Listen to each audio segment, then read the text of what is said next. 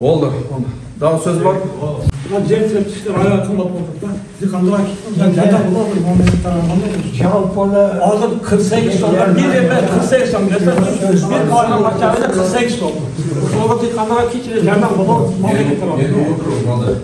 Bazı turu жаңағы химиялық жер серпілгіштер бүгінгі күнде бізде завод жоқ екен, біз башқұртстаннан алып келеміз.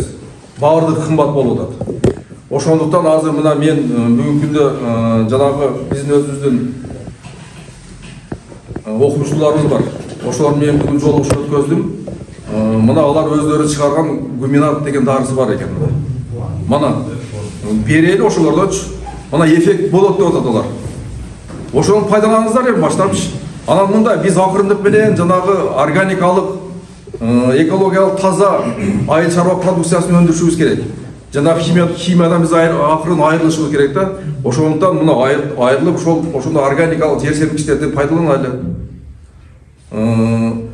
Биз ал жагынан биз камсыз кылып беребиз алардычы. Мына өзгөр көрүнүп бар. Эртең бизге ошол экологиялык таза продукция өндүрүп бере турган болсоңор, биз сатканга дагы жардам беребиз мына келип. Кел ошого өтөлү.